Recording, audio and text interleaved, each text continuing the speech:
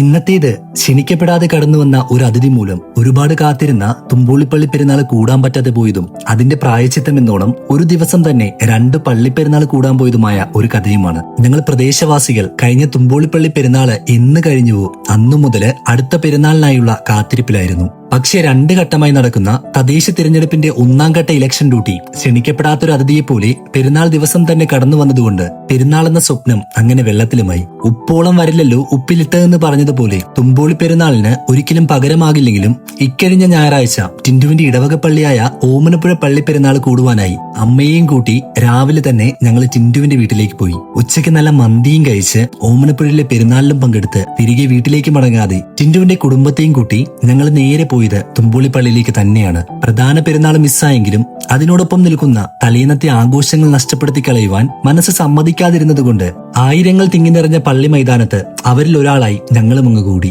ഗ്രൗണ്ടിൽ തിങ്ങി നിറഞ്ഞ കടകൾക്കിടയിലൂടെ കമ്മലും കളിപ്പാട്ടങ്ങളും മുതല് ചെടിയും ചെടിച്ചട്ടിയും അടക്കം എല്ലാം ആസ്വദിച്ച് കണ്ണിന് കുളിർമയേകുന്ന വർണ്ണവിസ്മയങ്ങളും കണ്ട് പ്രധാന ആകർഷണമായ ബീച്ചിലേക്ക് നടന്നപ്പോൾ ഒരു നഷ്ടബോധം എന്നെ അലട്ടിയിരുന്നോ എന്നതില് സംശയമൊട്ടുമില്ലായിരുന്നു. പക്ഷെ നഷ്ടപ്പെട്ടതിനെ ഓർത്ത് സങ്കടപ്പെടുന്നതിനേക്കാൾ നല്ലത് കയ്യിലുള്ളതിന്റെ ഭംഗി ആസ്വദിക്കുന്നതാണെന്ന് വീണ്ടും വീണ്ടും മനസ്സിൽ ഉറപ്പിച്ച് തിരഞ്ഞെടുപ്പിന്റെ തിരക്കിന് ശേഷം വീണ്ടും കാണാമെന്ന് തുമ്പോളി മാതാവിന് ഉറപ്പും നൽകി ഞങ്ങളും തിരികെ വീട്ടിലേക്ക്. അപ്പോൾ എല്ലാരോടും സ്നേഹം മാത്രം.